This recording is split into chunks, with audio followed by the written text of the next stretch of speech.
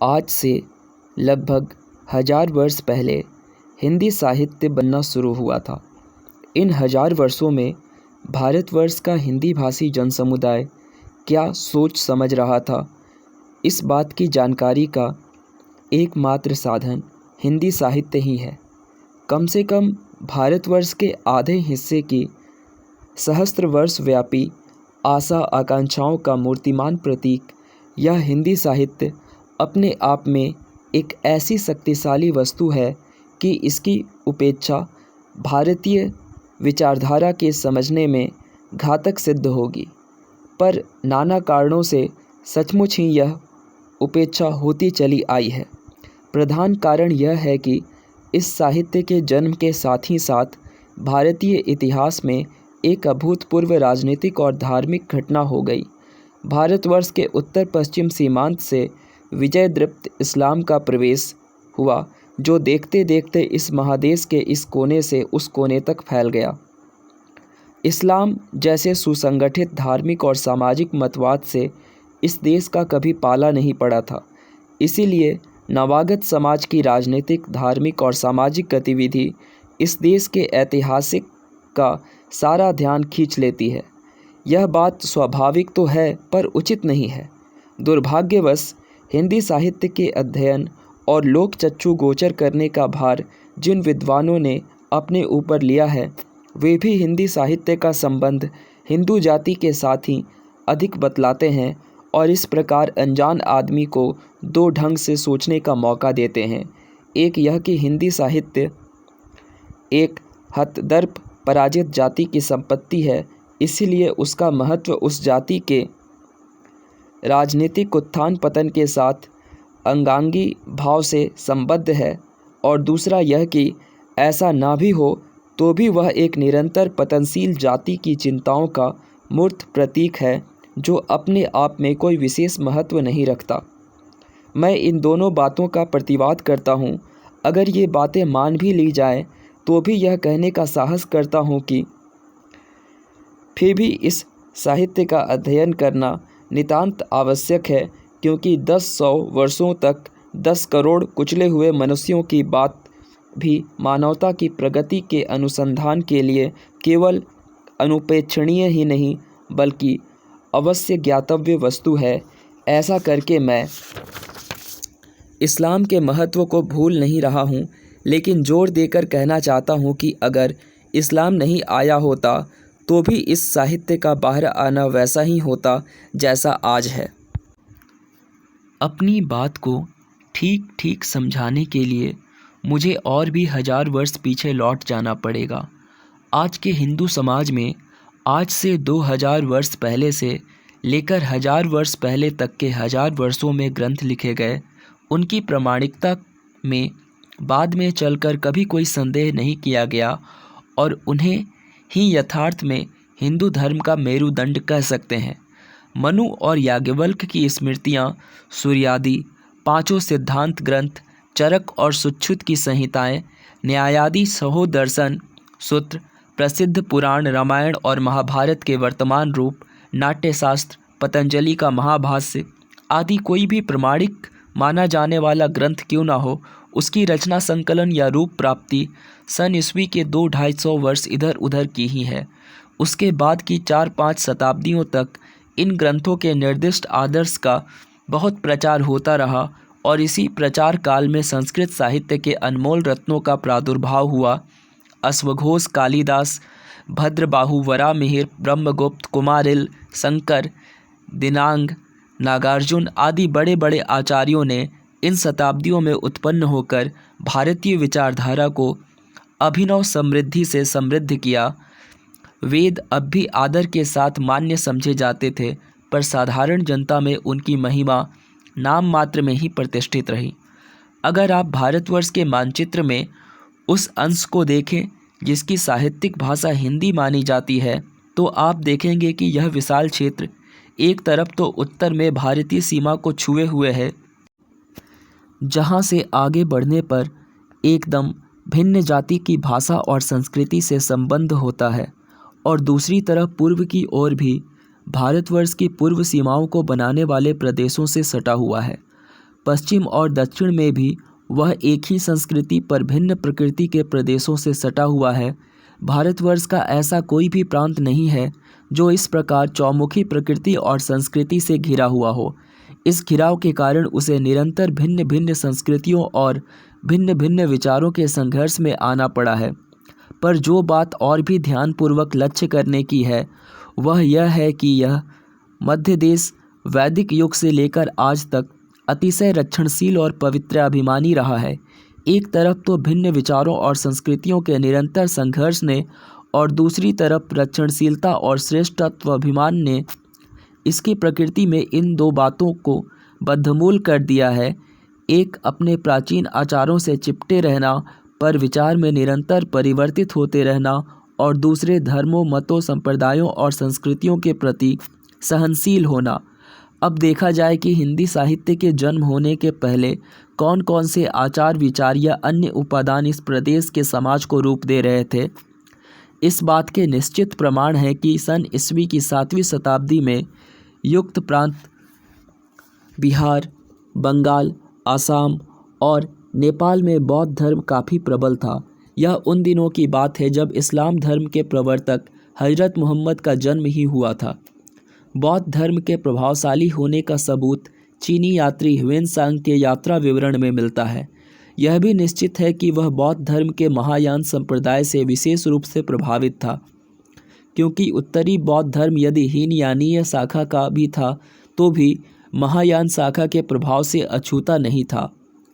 7वीं शताब्दी के बाद उस धर्म का क्या हुआ इसका ठीक विवरण हमें नहीं मिलता, पर वह एकाएक गुम तो नहीं हुआ होगा। उस युग के दर्शन ग्रंथों, काव्यों, नाटकों आदि से स्पष्ट ही जान पड़ता है कि ईसा की पहली सहस्त्राब्दी में वह इन प्रांतों में एकदम लुप्त नहीं हो गया था। इधर हाल में जो सब प्रमाण संग्रहित किए जा सके हैं उनसे इतना निसंकोच कहा जा सकता है कि मुसलमानी आक्रमण के आरंभिक युगों में भारतवर्ष से इस धर्म की एकदम समाप्ति नहीं हो गई थी। हम आगे चलकर देखेंगे कि इन प्रदेशों के धर्म, मत, विचारधारा और साहित्य पर इस धर्म ने जो प्रभाव छोड़ा है वह अमिट है। लेकिन जब मैं ऐसा कहता हूँ तो प्रभाव शब्द का जो अर्थ समझता हूँ उसको ध्यान में रखना चाहिए। मैं यही नहीं कहता कि हिंदी भाषी प्रदेश का जन समुदाय उन दिनों बौद्ध था। वस्तुतः सारा समाज किसी भी दिन बौद्ध था या नहीं, यह प्रश्न काफ़ी विवादास्पद है। कारण यह है कि बौद्ध धर्म सन्यासियों का धर्म था। लोक के सामाजिक जीवन पर उसका प्रभुत्व कम ही था। जिस प्रकार आज के नागा संप्रदाय को देखकर कोई विदेशी यात्री कह सकता है कि भारतवर्ष में नागा संप्रदाय खूब प्रबल है, परंतु यह बात सच होते हुए भी इसकी सच्चाई के साथ सामाजिक जीवन का गहरा संबंध नहीं है। इसी प्रकार चीनी यात्री के यात्रा विवरण का भी विचार होना चाहिए। हम उस विवरण से इतना ही मान सकते हैं कि लोग बौद्ध सन्यासियों का आदर सत्कार करते थे और उनके ही ढंग पर अपने आप के विषय में, अपनी दुनिया के विषय में और लोक परलोक के विषय में सोचने लगे थे। हमारे सामने आज भी भारतीय गृहस्थ परस्पर विरोधी मतों को मानने वाले साधुओं की तथा भिन्न भिन्न संप्रदाय के भिन्न भिन्न प्रकृति के देवताओं की पूजा करता है। ह्वेनसांग के युग में यही अवस्था रही होगी। इससे यह समझना चाहिए कि उन दिनों हिंदू समाज में लोग बौद्ध भिक्षुओं के उपदिष्ट देवताओं की कल्याण कामना से पूजा करते थे और उनके बताए हुए ढंग से जप आदि भी करते थे। इस प्रकार पुश्त दर पुश्त से होता आता था और लोगों के मन में इन देवताओं और पूजा पद्धतियों के प्रति एक अपनापन का भाव आ गया था, जो बौद्ध मठों के उठ जाने के बाद भी उठ नहीं गया, बल्कि समाज में ज्यों का त्यों रह गया। पर चूंकि बौद्ध सन्यासी ही उसका असली तत्व समझाया करते थे, इसीलिए उनके अभाव में वह नाना विकृत रूपों में और कभी कभी नाम रूप बदलकर मूल रूप में ही चलने लगा। प्रभाव पड़ने का मेरी दृष्टि में यहाँ यही अर्थ है। बौद्ध धर्म का इस देश से जो निर्वासन हुआ उसके प्रधान कारण शंकर, कुमारिल और उदयन आदि वैदांतिक और मीमांसक आचार्य माने जाते हैं। इस कथन को ऐतिहासिक दृष्टि से तो असत्य सिद्ध किया जा सकता है। लोगों ने ऐसा करने की चेष्टा भी की है, पर इसका अंतर्निहित अर्थ एकदम सत्य है। ये आचार्यगण दार्शनिक पंडित थे, इनकी प्रतिभा और विद्वता अनुपम थी, इसलिए इनके द्वारा बौद्ध धर्म के निर्वासन और निरसन का यही अर्थ हो सकता है कि बुद्धिजीवियों और ऊपरले स्तर के लोगों के मन पर से बौद्ध धर्म के दार्शनिक युक्ति जाल की आस्था उठ गई। ये लोग असल में बौद्ध तत्ववाद के कायल थे, भक्तिवाद के नहीं। पर साधारण जनता का तत्ववाद से कोई संबंध नहीं था। ऐसा हो सकता है कि राजा लोग जब बौद्ध तत्ववाद के कायल नहीं रहे, तब बड़े बड़े बौद्ध मठ, जो अधिकांश में राजकीय सहायता से चल रहे थे, उठ गए होंगे। पर उन्होंने निचले स्तर के आदमियों में जो प्रभाव छोड़ा था, उसमें केवल नाम रूप का परिवर्तन हुआ। ठीक उसी प्रकार जिस प्रकार शंकराचार्य के तत्ववाद की पृष्ठभूमि में बौद्ध तत्ववाद अपना रूप बदल कर रह गया। बड़े बड़े बौद्ध मठों ने शैव मठों का रूप लिया और करोड़ों की संख्या में जनता आज भी उन मठों के महंतों की पूजा करती आ रही है। वस्तुतः हर्ष के बाद उत्तर भारत में, विशेषकर इन प्रदेशों में, बहुत दिनों तक बौद्ध धर्म को कोई राजकीय सहारा नहीं मिला। न मिलने के कारण या तो बौद्ध सन्यासियों को उन स्थानों पर चला जाना पड़ा जहां उन्हें संरक्षण मिल सकता था, या निचले स्तर के लोगों को अधिकाधिक आकृष्ट करना पड़ा। 8वीं-9वीं शताब्दी में बौद्ध महायान संप्रदाय लोकाकर्षण के रास्ते बड़ी तेजी से बढ़ने लगा। वह तंत्र मंत्र, जादू टोना, ध्यान धारणा आदि से लोगों को आकृष्ट करता रहा।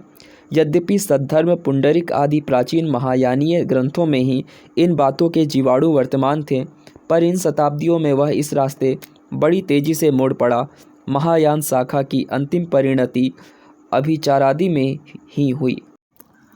8वीं शताब्दी में हुआ। यही वंश भारतवर्ष में बौद्ध धर्म का अंतिम शरणदाता रहा। यहाँ आकर और नेपाल और तिब्बत में जाकर बौद्ध धर्म का तंत्रवाद से और भी अधिक रहा था। उन दिनों भी बंगाल और मगध तथा उड़ीसा में बड़े बड़े बौद्ध विहार वशीकरण और उच्चाटन की विद्याओं से और नाना प्रकार के रहस्यपूर्ण तांत्रिक अनुष्ठानों से जन समुदाय आते रहे। नेपाल में तो अब भी बौद्ध धर्म किसी न किसी रूप में प्राप्त हो जाता है, पर अत्यंत हाल में बंगाल, उड़ीसा और मयूरभंज की रियासत में बौद्ध गृहस्थों के दल पाए गए हैं। कहा जाता है कि जगन्नाथ का मंदिर पहले बौद्धों का था, बाद में बुद्ध मूर्ति के सामने किसी वैष्णव राजा ने एक दीवार खड़ी कर दी, और इन दिनों जिसे जगन्नाथ ठाकुर की मूर्ति कहते हैं, वह भी बुद्ध देव के अस्थि रखने के पिटारे के सिवा और कुछ नहीं है। उड़ीसा का महिमा संप्रदाय, बंगाल के रमाई पंडित का शून्य पुराण, वीरभूमि में पाई जाने वाली धर्म पूजा आदि बातें आज भी इन प्रदेशों में बौद्ध धर्म के भग्नावशेष हैं। महिमा संप्रदाय की कहानी बड़ी मनोरंजक है।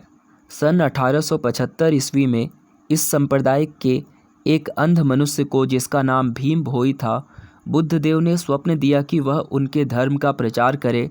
इस कार्य के पुरस्कार स्वरूप बुद्धदेव ने भीम भोई की आंखें पहले ही ठीक कर दी।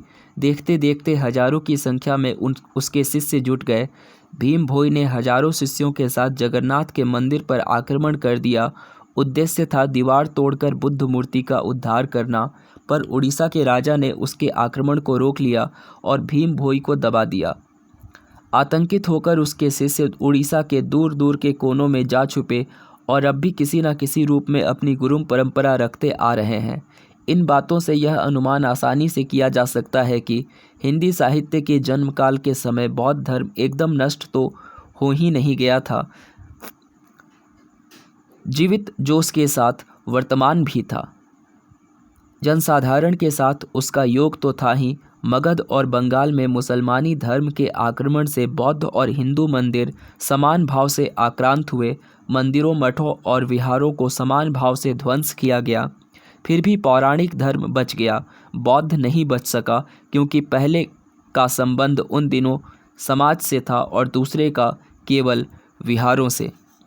नेपाल में इस समय जो बौद्ध धर्म वर्तमान है, वह बहुत कुछ उसी ढंग का होना चाहिए जैसा किसी समय वह बंगाल और मगध में रहा होगा। 9वीं और 10वीं शताब्दियों में नेपाल की तराइयों में शैव और बौद्ध साधनाओं के सम्मिश्रण से नाथपंथी योगियों का एक नया संप्रदाय उठ खड़ा हुआ। यह संप्रदाय कालक्रम से हिंदी भाषी जनसमुदाय को बहुत दूर तक प्रभावित कर सकता था। कबीरदास, सूरदास और जायसी की रचनाओं से जान पड़ता है कि यह संप्रदाय उन दिनों बड़ा प्रभावशाली रहा होगा। सन 1324 में तिरहुत का एक राजा मुसलमानों से खदेड़ा जाकर नेपाल में जा पहुंचा। वह अपने साथ अनेक पंडितों और ग्रंथों को भी लेता गया। उसका राज्य वहां बहुत दिनों तक स्थिर तो नहीं रह सका, पर इसके द्वारा ब्राह्मण धर्म का जो बीजारोपण हुआ वह आगे चलकर बहुत विकासशील सिद्ध हुआ। परवर्ती राजा जय स्थिति ने इन्हीं ब्राह्मणों की सहायता से समाज का पुनः संगठन किया। इस प्रकार नेपाल के राजघराने के प्रयत्न से गोरखा लोग, जो वहाँ के प्रधान बासिंदे थे, अपने प्राचीन धर्म को फिर से ग्रहण करने में समर्थ हुए, पर नेवारी लोग बौद्ध ही बने रहे। इस नेपाली बौद्ध धर्म का प्रधान रूप है आदि बुद्ध की पूजा। आदि बुद्ध बहुत कुछ हिंदुओं के भगवान के समान ही हैं। यह लक्ष्य करने की बात है कि नेपाल के ब्राह्मण बौद्ध धर्म को शत्रु दृष्टि से नहीं देखते। नेपाल महात्म्य के अनुसार जो बुद्ध की पूजा करता है वह शिव की ही पूजा करता है। इसी प्रकार नेपाली बौद्धों का स्वयंभू पुराण पशुपतिनाथ की पूजा को बुद्ध की ही पूजा मानता है। बहुत संभव है कि काशी और मगध के प्रांतों में भी अंतिम दिनों में बौद्ध और पौराणिक धर्मों का पारस्परिक संबंध ऐसा ही रहा हो। अब इन सारी बातों को ध्यान से देखें तो मालूम होगा कि विराट बौद्ध संप्रदाय दो खंडों में बट गया, हीनयान और महायान। हीनयान संप्रदाय वाले अपने आप को शुरू में ही हीनयान यानी छोटे रथ के आरोही नहीं कहते थे। अहिरन भी जब अपने दही को खट्टा नहीं कहती तो ये बेचारे अपने ही रथ को भला हीन रथ कैसे कह सकते थे। पर महायान वालों ने इस शब्द का ऐसा प्रचार किया कि हीनयान वालों को भी अंत में उसे मान लेना पड़ा। महायान अर्थात बड़ी गाड़ी के आरोहियों का दावा है कि वे नीचे ऊंचे छोटे बड़े सबको अपनी विशाल गाड़ी में बैठाकर निर्वाण तक पहुंचा सकते हैं, जहां हीनयान या सकरी गाड़ी वाले केवल सन्यासियों और विरक्तों को आश्रय दे सकते हैं। महायान के इस नाम में ही जनसाधारण के साथ उनके गंभीर योग का आभास मिलता है। आगे चलकर फिर महायान में भी कई टुकड़े हो गए। सबसे अंतिम टुकड़े हैं वज्रयान और सहजयान, जो अपनी गाड़ी को सचमुच इतनी मजबूत और सहज बना सके कि उनमें पांडित्य और कृतश्रिता साध्यता का अर्थात कष्टपूर्व व्रत नियम आदि का कोई अंग रहा ही नहीं। इस प्रकार महायान संप्रदाय या यूँ कहिए भारतीय बौद्ध संप्रदाय सन ईस्वी के आरंभ से ही लोकमत की प्रधानता स्वीकार करता गया, यहाँ तक कि अंत में जाकर लोकमत में घुल मिलकर लुप्त हो गया। सन ईस्वी के 1000 वर्ष बाद तक यह अवस्था सभी संप्रदायों, शास्त्रों और मतों की हुई। मुसलमानी संसर्ग से उनका कोई संपर्क नहीं है। 1000 वर्ष पहले वे ज्ञानियों और पंडितों के ऊंचे आसन से नीचे उतरकर अपनी असली प्रतिष्ठा भूमि लोकमत की ओर आने लगे। उसी की स्वाभाविक परिणति इस रूप में हुई। उसी स्वाभाविक परिणति का मूर्त प्रतीक हिंदी साहित्य है। मैं इसी रास्ते सोचने का प्रस्ताव करता हूँ। मतों, आचार्यों, संप्रदायों और दार्शनिक चिंताओं के मानदंड से लोक चिंता को नहीं मापना चाहता, बल्कि लोक चिंता की अपेक्षा में उन्हें देखने की सिफारिश कर रहा हूँ। थोड़ी देर तक महायान संप्रदाय की चर्चा और कर ली जाए, क्योंकि हमारे आलोच्य साहित्य पर इसी का गहरा प्रभाव है। फिर लगे हाथों संक्षेप में स्मार्त आचार्यों की चिंताधारा की परिणति पर विचार कर लिया जाए। यह दूसरी बात भी महत्वपूर्ण है, क्योंकि महायान संप्रदाय का हमारे आलोच्य साहित्य पर जितना कुछ भी प्रभाव क्यों ना हो, वह सामाजिक आचार विचारों का मेरुदंड नहीं है। मेरुदंड तो ये स्मार्त विचार ही हैं। फिर एक एक करके शैव, वैष्णव आदि संप्रदायों की बात करना भी आवश्यक हो जाएगा। महायान संप्रदाय की निम्नलिखित 7 विशेषताओं की चर्चा पंडितों ने की है। पहला, सर्वभूत हितवाद में विश्वास रखना और समस्त जगत के प्राणियों के कल्याणार्थ प्रयत्न करना, स्वयं कष्ट सहकर भी, नरक भोगकर भी अन्य जीवों के उद्धारार्थ प्रयत्न करना। दूसरा, बोधिसत्वों में विश्वास रखना और यह भी विश्वास करना कि मनुष्य अपने सत्कर्मों और भक्ति के द्वारा बोधिसत्व तत्व प्राप्त कर सकता है।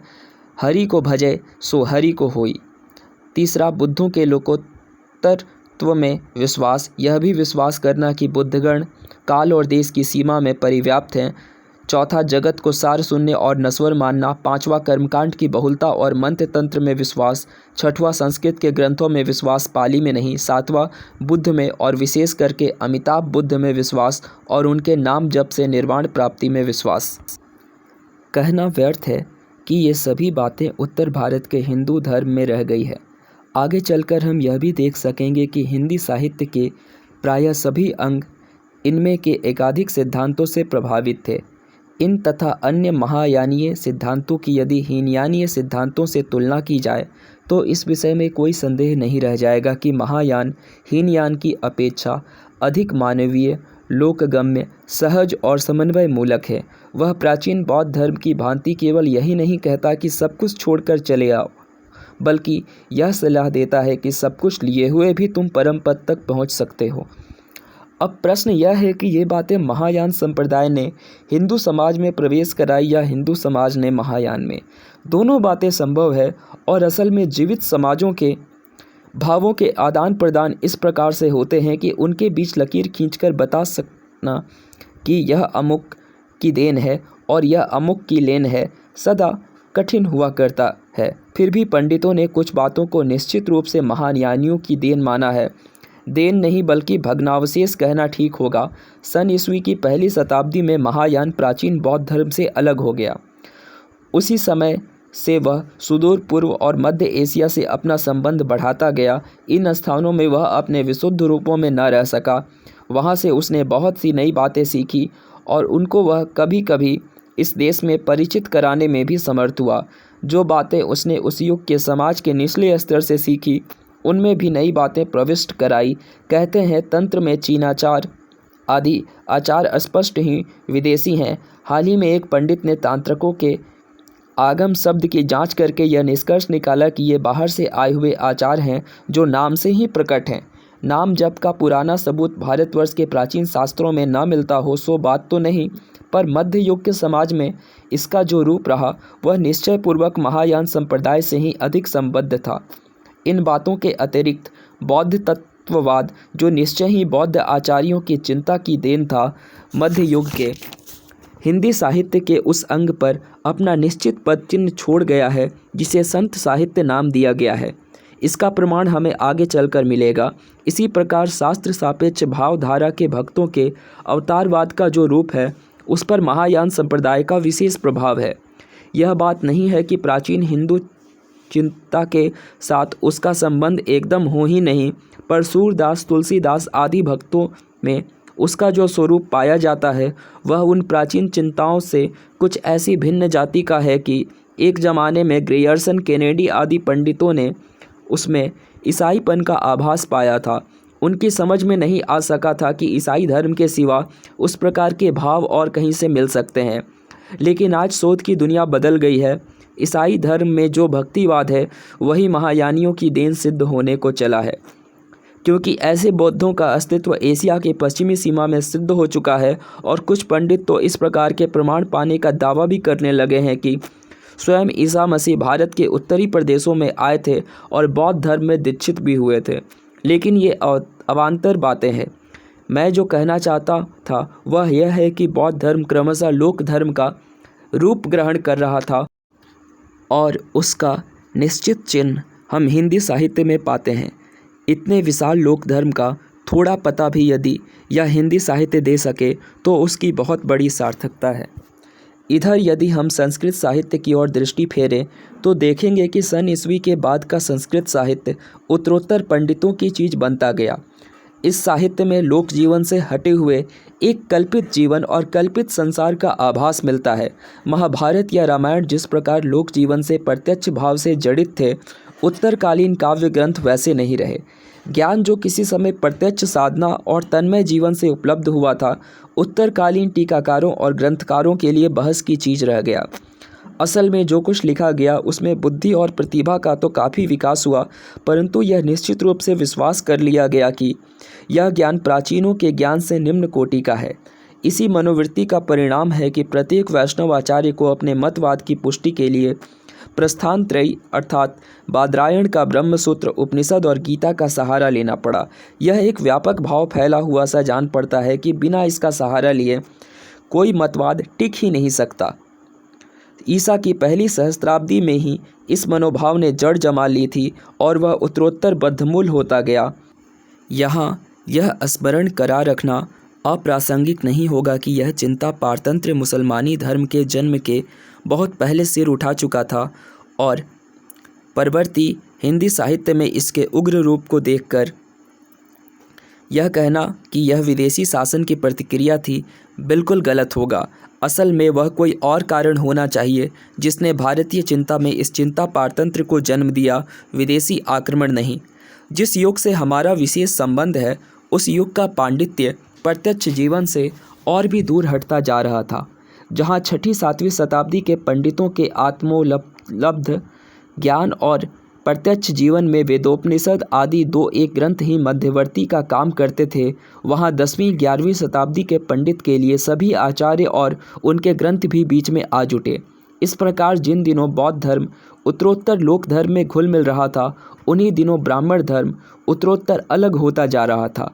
मूल ग्रंथों की टीकाएँ, उनकी भी टीकाएँ, इस तरह कभी कभी 6-6, 8-8 पुस्तक टीकाओं की परंपरा चलती गई, लेकिन ये टीकाएँ सर्वत्र चिंता पारतंत्र की निदर्शक नहीं है। कभी कभी स्वतंत्र मतों के प्रतिपादनार्थ भी लिखी गई थी। शुरू में तो यह बात और भी सच थी। ऐसी टीकाओं को असल में टीका ना कहकर स्वतंत्र ग्रंथ ही कहना चाहिए। प्राचीन ग्रंथों से उनको जोड़ रखने का मतलब यही होता था कि अपने मत को आर्स और श्रुति सम्मत सिद्ध किया जा सके। ये टीका साधारणतः भाष्य कहलाती थी, पर इन भाष्यों की टीकाएं और उनकी भी जो टीकाएं लिखी गई उनमें क्रमशः स्वाधीन चिंता कम होती गई। उनका उद्देश्य उपजीव्य ग्रंथों की अच्छी बुरी समस्त युक्तियों का तर्क बल से समर्थन करना हो गया। अब यह निश्चित है कि 11वीं शताब्दी में इन ग्रंथों, भाष्यों, टीकाओं और उनकी टीकाओं की परंपरा बहुत अधिक बढ़ गई थी। यह आगे चलकर और भी बढ़ती चली गई। यही इसने एक नया रास्ता पकड़ा। टीका परंपरा की इस नई शाखा को हम निबंध साहित्य कह सकते हैं। 11वीं शताब्दी के बाद निबंध ग्रंथों की परंपरा बढ़ने लगी। हमारे आलोच्य का इस शाखा से विशेष संबंध है। धर्मशास्त्रीय वचनों की छानबीन करके लोक जीवन के व्यवहार के लिए उपयोगी विधियों की व्यवस्था देना निबंध ग्रंथों का कार्य है। कौन सा व्रत या उपवास कब करना चाहिए, किसे करना चाहिए, किसे नहीं करना चाहिए, विवाह आदि अनुष्ठानों की छोटी मोटी से लेकर बड़ी बड़ी विधियों का निर्देश, उनके अधिकारी या अनाधिकारी का निर्णय आदि लोक जीवन से संबद्ध छोटी मोटी सैकड़ों बातों का विचार विश्लेषण और व्यवस्थापन इन ग्रंथों में किया गया है। आधुनिक युग के पाठक को जो बात नितांत अकिंचितकर और निष्प्रयोजन जान पड़ सकती है, उसके लिए इन ग्रंथों के पन्ने रंगे हैं। यह बात यहाँ प्रत्यक्ष है कि शास्त्र लोक जीवन के साथ घनिष्ठ रूप से जड़ित है। सिंध से लेकर आसाम तक इन निबंधों का प्रचलन है। ऐसा समय तो कभी नहीं रहा होगा जब विवादास्पद विषयों पर पंडितों की सम्मतियाँ ना ली जाती हो, और इसीलिए ऐसा भी समय नहीं होगा जब इन निबंधों की जाति के ग्रंथ ना लिखे गए हों। वस्तुतः इस जाति के ग्रंथ सन ईस्वी से भी बहुत प्राचीन काल में बनने लगे थे, परंतु इस युग की अन्यान्य बातों को जिस प्रकार इन निबंधों ने छाप लिया वैसा कभी नहीं हुआ होगा। यह स्मरण रखने की बात है कि हिंदू धर्म ईसाइयों के धर्म की भांति बड़े बड़े मठों या चर्चों द्वारा नियंत्रित नहीं था, जैसा कि पोपों के रोमन चर्च द्वारा ईसाई धर्म नियंत्रित होता था, और न मुसलमानी धर्म के समान सामाजिक भ्रातृभाव के आदर्श द्वारा सुसंगठित ही था। असल में जिस अर्थ में मुसलमान या ईसाई धर्म है, वह अर्थ हिंदू धर्म के लिए कभी लागू हो ही नहीं सकता। दक्षिण में शंकराचार्य और मध्वाचार्य के संप्रदायों के सुसंगठित मठ हैं, पर उनका भी प्रभाव उस जाति का नहीं है जैसा रोमन चर्च का। हिंदुओं की प्रत्येक जाति को अपने आचार विचार को स्वतंत्र भाव से पालन करने की स्वाधीनता थी। अगर समूची की समूची जाति ब्राह्मण श्रेष्ठत्व को स्वीकार कर लेती थी, तो चातुर्वर्ण में भी उसकी गणना कर ली जाती थी। हिंदुओं की ये जातियां आचार विचार में ब्राह्मणों तथा अन्य श्रेष्ठ जातियों, मूल ग्रंथों की टीकाएं, उनकी भी टीकाएं एक तरह कभी कभी 6-6, 8-8 करती थी। हिंदुओं में धर्म परिवर्तन कराने की कोई प्रथा नहीं थी, पर इतिहास से ऐसी सैकड़ों प्रकार की जातियां खोज निकाली जा सकती है जो समूह रूप में एक ही साथ ब्राह्मण धर्म में शामिल हो गई थी। यह एक प्रकार से सामूहिक धर्म परिवर्तन ही होता था। तो जो बात मैं कहने जा रहा था वह यह कि बौद्ध धर्म के लोप होने के बाद ऐसी बहुत सी जातियां ब्राह्मण धर्म के अंदर आ गई थी। इन जातियों के आने के कारण बहुत से व्रत, पूजा, पावण आदि इस धर्म में आ घुसे, जिनकी प्राचीन ग्रंथों में कोई व्यवस्था नहीं थी। पुराणों से इस बात का समाधान किया गया था। इन जातियों और इनकी समस्त आचार परंपरा को धीरे धीरे इन टीकाओं तथा ऋषियों के नाम पर लिखे गए नए नए स्मृति और पुराण ग्रंथों में अंतर्भुक्त किया गया। यह कार्य इतना जटिल और विशृंखल हो गया होगा कि पंडितों को उसमें उसके नियमन और व्यवस्थापन की जरूरत पड़ी होगी। निबंध ग्रंथ उसी के परिणाम है। इसी प्रकार 11वीं-12वीं शताब्दी के पंडितों को लोक जीवन की ओर झुकने को बाध्य होना पड़ा था। एक विचित्र प्रवृत्ति इन निबंधों में स्पष्ट ही दिखाई देती है। स्तूपाकार शास्त्र वचनों के ढेर में से वही वाक्य प्रामाण्य मान लिए जाते हैं जिनका उपयोग प्रचलित लोक व्यवहार के समर्थन में हो सके। बाकी वाक्यों को ननु कहकर पूर्व पक्ष में फेंक दिया जाता है। इसका परिणाम यह हुआ कि बंगाल में जो वाक्य पूर्व पक्ष का है वही महाराष्ट्र में उत्तर पक्ष का, और उड़ीसा में जो वाक्य उत्तर पक्ष का है वही काशी में पूर्व का। फिर ऐसे विशेष वचन भी बहुत अधिक हैं जो किसी एक ही प्रदेश में माने जाते हैं। इन सब बातों से सहज ही अनुमान किया जा सकता है कि उस युग का पांडित्य भी लोक जीवन की ओर झुकने लगा था। हम देख चुके हैं कि बौद्ध पंडित भी लोकमत की ओर नत हो चुके थे और ये स्मार्त पंडित भी उसी ओर झुके, परंतु दोनों का झुकाव दो दिशाओं में हुआ। एक निकृष्ट कोटि के जादू, टोना टोटका आदि की ओर झुके और दूसरे लोक जीवन के अकिंचितकर निरर्थक आचार व्यवहार की ओर। इस प्रकार स्मार्त और बौद्ध दोनों ही हिंदी साहित्य के जन्म काल के समय लोकमत का प्राधान्य स्वीकार कर चुके थे। हम उत्तर और पूर्व की अवस्था देख चुके, मध्य देश की अवस्था से भी परिचित हो गए। अब पश्चिम सीमा के यशस्वी प्रदेश राजपूताने और पंजाब की अव्यवस्था देखी जाए। राजपूताने के चारण कवियों के मुख से और नाना स्थानों के लेखों आदि से सच्ची परिस्थिति हमें मालूम होती है। इसमें कोई संदेह नहीं कि इधर प्राचीन क्षत्रिय दर्प और वीरता ज्यों की त्यों वर्तमान थी, पर बहुलांश में अपने दुर्बल संगठन और अयथागामी कुलाभिमान के कारण छोटे छोटे राजा और सामंत आपस में सदा जूझते रहते। इस वीरत्व परंपरा, कुलाभिमान और युद्ध सौंदर्यता का अतिरंजित वर्णन कवियों और चारणों ने किया है। जैसे जैसे संस्कृत भाषा लोक भाषा से दूर हटती गई, तैसे तैसे सामंतों के यशोगान के लिए वह अनुपयुक्त सिद्ध होती गई। हिंदू राजाओं के दरबार में अब भी संस्कृत कवियों का मान था, पर साथ ही प्राकृत और अपभ्रंश के कवियों को भी स्थान मिलने लगा। संस्कृत की कविताएं लोक भाषा के द्वारा बोधगम्य कराई जाती थी और इस प्रकार मूल कविता का स्वाद कुछ बाधा पाकर राजा और सामंत तक पहुंचाता था, पर अपभ्रंश की कविता सीधे असर करती थी। ऐसे राजा बहुत कम हुए जो संस्कृत अच्छी तरह समझ सकते हों। इसका अवश्यंभावी परिणाम यह हुआ कि अपभ्रंश भाषा कविता का राजानुमोदित वाहन हो गई। एक बार राजाश्रय पाकर वह बड़ी तेजी से चल निकली। यहाँ भी हम देखते हैं कि लोक भाषा की ओर झुकाव स्वाभाविक रूप से ही हो चला था, किसी बाहरी शक्ति के कारण नहीं। ऊपर की बातों से अगर कोई निष्कर्ष निकाला जा सकता हो तो वह यही हो सकता है कि भारतीय पांडित्य ईसा की 1 सहस्त्राब्दी बाद आचार, विचार और भाषा के क्षेत्र में स्वभावतः ही लोक की ओर झुक गया था। यदि अगली शताब्दियों में भारतीय इतिहास की अत्यधिक महत्वपूर्ण घटना अर्थात इस्लाम का प्रमुख विस्तार ना भी घटी होती तो वह इसी रास्ते जाता।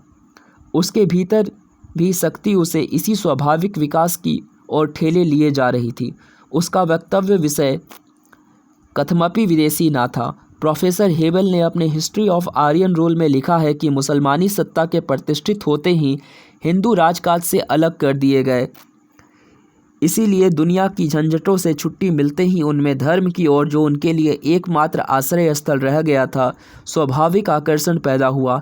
यह गलत व्याख्या है। मैं प्रस्ताव करता हूं कि हमारे पाठक आगे के सहस्त्राब्दक की साहित्यिक चेतना को जाति की स्वाभाविक चेतना के रूप में देखें, अस्वाभाविक अधोगति के रूप में नहीं। अवश्य ही जो अंश उसमें अस्वाभाविक भाव से बाधाग्रस्त और विकृत है उसे मैं भूल जाने को नहीं कहता, पर हिंदी साहित्य के अध्ययन से उन्हें विश्वास हो सकेगा कि यह सारा सहस्त्राब्दक का साहित्य भावी इतिहास में बौद्ध या अन्य किसी भी काल से कम महत्वपूर्ण नहीं है।